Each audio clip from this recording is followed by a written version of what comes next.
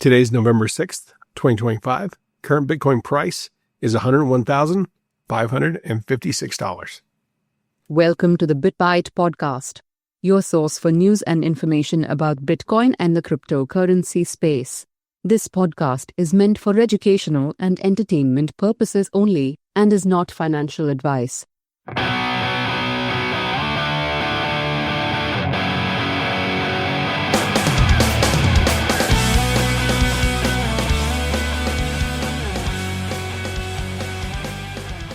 Man, does it feel like a White Snake song? What, Still of the Night? Or Here I Go Again? Here I go again. Here I go again.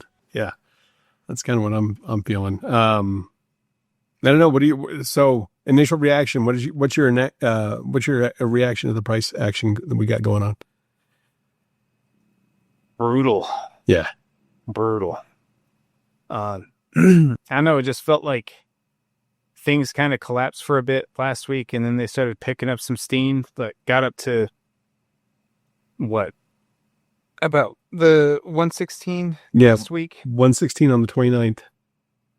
You know, so it was building back its momentum, and then it tanked again, and it even crashed below 100,000 here, at least briefly. Yeah, I think we got down below. We got as low as I think like 98.6, right in that range, depending on what chart you're looking at. And what I thought was crazy interesting about that was that crash, that all that uptrend that was starting to build again. It was after the Fed announced their rate cut. Yeah, had the complete inverse effect of what I think most people would assume would happen with a Fed rate cut like that. Yeah, well, I think the market's spooked. I think we kind of have a feeling that, I've been saying it, we've been in a recession for a while. We just haven't really recognized that fact. We haven't come to terms with that. Yeah. And it just seems to be what's going on. And yeah, everything just feels like a massive bubble right now. Yeah. No, it's man, it is a weird time. We like I said, everything was looking pretty good. It looks like we were looking at the ETF charts a little bit earlier before we started recording, and 21st we had some nice inflows. It wasn't anything crazy, but it was like $500 million there. And then it looks like 22nd a little bit of a sell off. Then it was kind of slow the 23rd and 24th. 27th we had 149 million worth of inflows, and then the 28th 202 million. And then the day that the rate cut happened, we saw almost $500 million get sold off in a single day. And then the following day, the same thing. So the ETFs they've been bleeding out consistently. And this is across the board on almost all the ETFs. Yep. Even our good buddies at Grayscale. Although in a turn of events on the 31st on Halloween, Grayscale had positive inflows while the rest of them had negative. How did that even happen? I don't know. It wasn't much. It was 6.9 million, it looks like. So, yeah. Got to celebrate the small victories, especially these times. Yeah, I bet you Grayscale's taking a victory lap on that one. So what is that doing to our theoretical purchases? I'm curious. Oh, theoreticals. Okay. Still not doing too bad. So first theoretical purchase back in October 2023. If you would have put down $3,000, you would have got 0.0885 Bitcoin. And at today's price, that $3,000 investment's worth $8,988. Okay. Which it's almost triple, but for the longest time it was more than triple, and now it's below triple. Yeah. Yep. And we even saw a date where it was over $10,000, like approaching 11,000. I thought, if I remember correctly. I think that sounds right. Yeah. Yeah, but it's not. That's still, you're doing pretty good. You can't complain at that price. Yeah. Or at that kind of results. Now, the second theoretical purchase at the last halving in April 2024, if you would have put $1,000 down, you could have purchased 0.01564 Bitcoin. And that theoretical purchase is now worth $1,588. So 58% price increase. Well, and it's still, it's not, It's not great by any means, because I think that actually did get to double at 1.2, probably when the other one got to almost 11,000, right? If we go back and look at some of those. Yeah, it got pretty close to double. I've got to go back through and look. Yeah, at the halving, when we did that theoretical purchase, Bitcoin was right at $64,000. For it to double, it'd have to get to 128, and we've not quite touched that. No, and it doesn't look like we've actually doubled when we recorded. The highest it looks like was 1,884. Yep. Is that right? No, we got 1933. Yeah. 1933 was our highest. Yeah, that's pretty good. That's really close to double. Yeah. And then the first one, man, that was a golden goose there. That one was $10,939 that day. Yeah. It's man. that first one, man. That's 3 months ago. Yeah. That is so wild too. So wild. Like this year, like when you think about that, like this year, from even like a fiscal standpoint, like even we are, in my fiat job, I call it, we're basically like looking at the year end, like projects are slowing down. Like we're taking on what we can. Things are going to start, like we're going to stop taking on new projects until 2026 at this point, kind of thing. Right. So it's like this year's done. And, I don't know, the market just seems like it's in turmoil.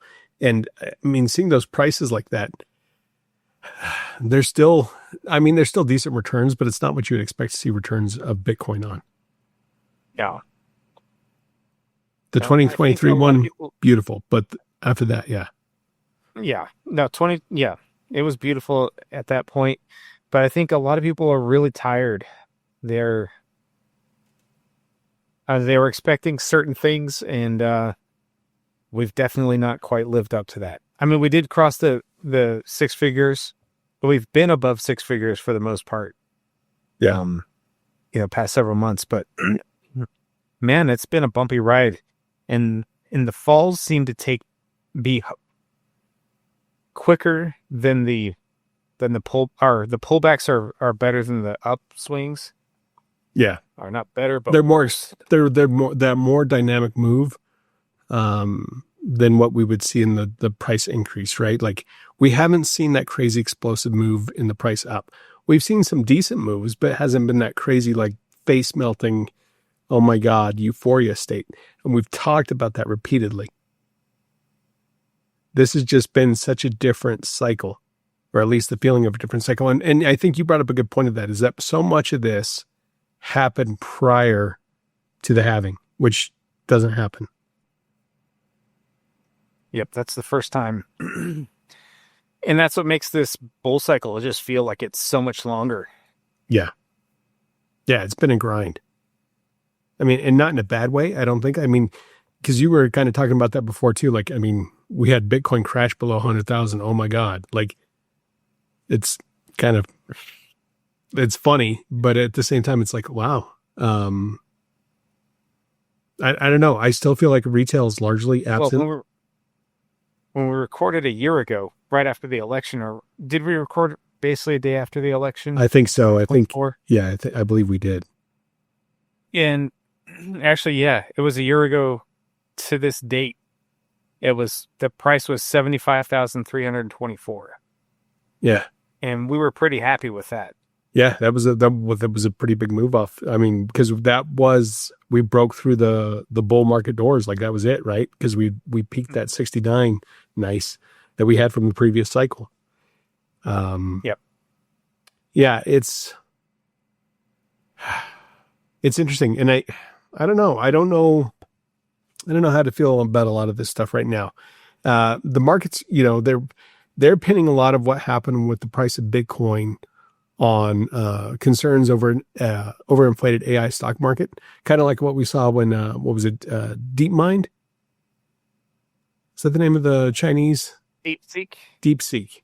When they came out, and then it tanked the OpenAI price, and like just anything AI in general, like kind of got tanked during that. So, I mean, there's concerns about that, and it all seemed to coincide with that Fed rate cut, which, I mean, obviously shows the Fed is seeing concerns in the market or cracks. There's a lot of exhaustion out there, it seems like, from especially in the Bitcoin market. And it looks like a lot of whales are selling, which typically when the whales start selling are the long-term holders that are the whales. That's usually when our market has peaked. No, that's usually the best sign. So, I mean, does that mean the ride is over this cycle? I don't know. This cycle is so weird. Traditionally, yes, there's, I think what they call the pi cycle indicator. I would want to see what that chart's doing right now, because that typically calls the tops. At least it has ever since Bitcoin's been created. I'd be kind of curious to see what that's showing right now. Like if it's flashing, like, hey, it's done. Ethereum dropped. I mean, but even it didn't have its explosive move really. We've got, like, there's been hardly any type of a crypto market other than Bitcoin for the most part. Nothing has seen huge gains. Like we have not had that, oh my God, I'm a genius, I bought this crap coin and it went up 1,000x. Like that stuff has just not been happening. Yep. No, that's the biggest downturn is if you're kind of an altcoin guy, man, there's been a few coins that have performed well, but that's few and far between. Yeah. Yeah. And I mean, you were rug pulling somebody or there was something like that happened. Like I haven't heard anything that's just been like, oh my God, I've made so much money off of this market this time. Huck Do It did okay, but that's about it. October, I mean, we just closed the month of October a few days ago, and we didn't have Uptober, which has historically always been a great month for Bitcoin. The only time that it wasn't was in 2018. So now 2018 and 2025. Yeah, we're going to add that to the list. Yeah, Uptober is upside down. Yep. Yeah, absolutely. And what's crazy, though, is it started off with a bang. Oh, yeah. Like the government shutdown happened. Remember, because I remember you were tweeting about that. It's like, it looks like the government shutdown's not phasing Bitcoin. I said it was good for Bitcoin because it jumped like $4,000 like in the morning. I was like, dang. Yeah. Yeah. And when that was during that time that we got up to 126, right? Like the all-time high. Yeah. So then we had the Fed rate cuts by 25% or 25%, a quarter, 25 basis points. So it's now below 4% and it's the second cut this year. We still have one more Fed meeting coming up. So I'm kind of curious what they're going to decide. But you even mentioned like the Fed is kind of flying blind with a lot of their data because the government's still shut down. Yeah, I think it's a little bit convenient for the current administration. Yeah. Jobs data, GDP data, all that kind of stuff. We're not getting any of it. So I'm pretty sure if we were getting that data, it was either going to be bad news or it's getting cooked again. I don't know. The markets, even like when you're looking at the S&P, the NASDAQ, the Dow Jones, they're all in the red today. I mean, not huge amounts, but those ones, 1% loss. Gold is back below 4,000 again. Ethereum, it's not doing well. Yeah, It's doing well. No, I don't know. Everybody's saying that this may be mirroring. And again, I know we talked about this a little bit ago, but the AI bubble is about to pop is what they think. Well, Michael Burry put a huge bet on that, I guess, here recently. What did he bet on? He was betting against, what was it, Palantir and NVIDIA. He's put a massive short on those two. And I guess just AI in general. So we'll have to see what happens with that. Like, I mean, are we done? I mean, that's really what it's going to come down to. But I think there's still something to be questioned about. Like we talked about, the Fed and kind of their decisions, and it sounds like they're saying they stated publicly December 1st 2025, quantitative tightening ends. Yeah, well, I don't know if it's been true quantitative tightening. No, they've The been budget printing our still. federal government's having. Yeah, they have to print to make up the difference. Ray Dalio recently warned that the Fed is stimulating the economy into a bubble. So, I mean, they're saying one thing, they're doing something different on the back end. Man, I don't know. I don't know if this is done or not. I don't feel like it's done, but I have been notoriously wrong on the Bitcoin markets. Yep. Every cycle, I always get it wrong. So you and me both, Hans. I may not be the guy to ask. Yeah, you're probably not. Actually, well, do the magic 8-ball, and if it disagrees with you, Hans, I'm trusting it better. I'm always wrong on the top. Like I can't call it save my life. Well, the thing that I want to point out with Michael Burry, though, is he made a bet kind of similarly back in, I think it was like end of 2023, early 2024. Yeah, we did an episode on that.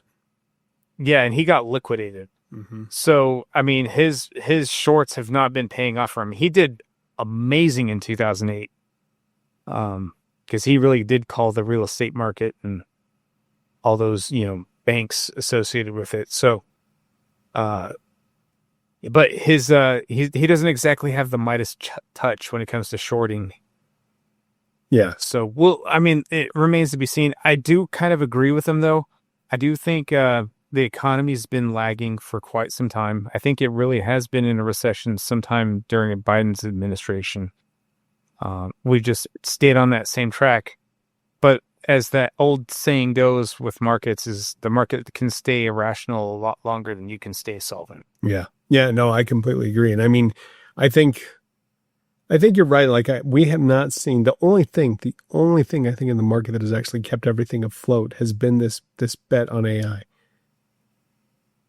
Because I mean, no, that's really the only leader. Otherwise, if you minus all the AI stocks, we've been basically flatlined or declining, ever since. Yeah. I mean, but the big thing with the AI stuff is that it's affecting data centers, right? Because they've got to build more data centers. It's affecting power. So, I mean, it's a large play. Mm-hmm. And all the infrastructure that goes along with, these data centers and those types of things. So that's where that bubble is going to get pretty massive. And, and I don't know what that pop's going to look like. I mean, obviously what it comes down to, like, you got to think about this way, is that there were companies that came out of the .com bubble that rose to huge prominence that are still around today. A lot of them were trash. What's going to be the trash out of this? Like, what's going to survive? Yeah. Well, most of the companies were trash. And the companies that survived the .com bubble were basically hardware companies. They're the ones who actually did well. Yeah. So, graphics like Dell, people that put together hardware did well. And all the rest of the miscellaneous, .com stuff just disappeared. Yeah. I mean, it was pure lunacy during that time. If anybody had a .com to their name or had a .com to their name, like, people were just throwing money at them. Yeah. You can do an initial public offering and you just make money hand over fist. I mean, Mark Cuban is a great example. He had some stupid internet radio thing and he sold it for, I don't know how many $1 million. It was like hundreds of millions of dollars, and they went and bought the Dallas Mavericks with that money, and he's still relevant, but his company died. Yeah, well, it was truly just a radio on the internet. Yep. Like, it was sports, wasn't it? It was something along those lines. But it doesn't exist anymore, so it doesn't even matter what it was. Yeah. But he cashed in. He cashed in. Or cashed out right at the proper time. I mean, I think even Elon Musk, that's when he sold a lot of his stuff was during that time too. That's how he started his big rise. Yeah, PayPal and stuff like that. So I don't know. It's just fascinating. And so, with the previous .com bubble, I mean, is really betting against NVIDIA the greatest idea? I don't know. The only reason why I'm like, I don't know, NVIDIA they're like the only name out there when it comes to chip manufacturing. AMD's out there, but they don't seem to have the market the way that NVIDIA does. Especially with the AI, chipsets and all that stuff. Yeah, I mean, as AI continues, like whether or not, like, there obviously there's probably a lot of toxic sludge in the markets right now due to AI. But having said that, I mean, companies are investing so heavily into AI that I think like somebody like NVIDIA, who's actually making the chips that are necessary to run the AI, I don't know if that's a good idea to short them. I mean, if it does pop, that's a hell of a buying opportunity. Yep. Because I can't imagine that NVIDIA is going to be like, well, somebody else is going to make the chips now. Like, no, I don't think that's going to happen. I don't know. I mean, my company, like the head of one of our divisions, been with the company a long time. She runs Cessna basically, which is our North American arm. She just got promoted into an AI role within the company. So yeah, I'm like, I don't know. I think AI is hurting the job market at the same time. I think we've talked about this before. I have had one friend that I know of that has lost his job directly because of AI. And I wonder how many more are going to be coming on the block. Like, but what is that going to do to people? That's actually the really scary component. Is like when this gets turned on, I mean, what jobs are going to be gone? So many jobs are going to be gone. Oh, and the crazy thing about this is that I think the CEOs think that they're immune to whatever is going to happen with this AI thing. And I think that's an incorrect look at it as well. Because I mean, if your first jobs are going to be any of your thinkers' jobs, probably that'll be going, or it's going to be going through an advisement of some type. I don't know. And what does that look like? What happens? Like when the companies, like big corporations, when they start laying people off because of AI, like what are they going to do? Are they going to be like, okay, well, you're going to go into early retirement and we're going to pay you off X amount of dollars. Which, I mean, it'd be great if they were like, okay, we're going to go ahead and pay out your 401k at exactly what you probably would have made had you stuck with us for the next 20 years. That's not going to happen. No. What happens to all these people? I don't know. And the scary thing is if you look at some of the recent job cuts and that announced across different companies, and this includes Amazon, Microsoft, Meta, a lot of big companies, they've been cutting staff over the past few months. Mm-hmm. So, I mean, I think things are about to get ugly. I really do. I do too. It's a scary time, and I think everything is going to be changing so quickly. There's going to be some winners, man. This is going to be, so I think what's going to happen is you're going to have such a gutting of the middle class. The people that have the assets and the proper assets, you're going to all of a sudden become wealthy. Boom. The people that don't have the right assets that are kind of currently in the middle class right now, they're going to be poor. Yep. The have and the have-nots, like that gap is going to get huge. No, it's widened quite a bit in the past 5 years, and I think it's only going to get worse. Yeah. Well, yeah, I mean, at that point, then it becomes French Revolution time all over again. And then you'll have somebody like a Napoleon rise up and off with their heads. And scary times. But I do think Bitcoin will prevail eventually. Yep. Honestly, hard assets we've talked about. I think that's one of the biggest reasons why we do this podcast. Hard assets, you need to have them. Mm-hmm. You need to have when that money printer goes online, where do you think that money is going to go? It's not going to go to your pocketbook. Like, it's not going to go to the people on welfare. This government shutdown is showing you that they don't give a darn about anybody that's down there that is relying on the government to survive. Yeah. I mean, I know how that sounds, right? Like, because I'm not necessarily one that says, I believe that people deserve a helping hand, but not necessarily a handout. But like, yeah, I don't know. I have no idea. What are we entering into now with the government shutdown? Is it 5 weeks? Yeah, I think we're past 5 weeks now. It's the longest one in history. Yeah. And they don't seem any closer to coming to a deal. Not yet, they don't. So, yeah, I don't know. I don't know, man. Final thought though. What do you think? Do you think we're done? I don't know if we're done, but I'm starting to think more and more that we are. Yeah. I want to say we still have enough energy possibly for one more run, but that all depends on what happens with the rest of the market. Yep. And a lot of people say that the 4-year cycle is dead. I mean, I've been seeing that a lot. So being contrarian is kind of just the smart move. And so I say the 4-year cycle is still in place. And I think on the last episode, I think I said something about the bull market's going to end at the end of November, at least by the end of next month at the time. Yeah. Yeah. You did say something, I think, pretty similar to that. So.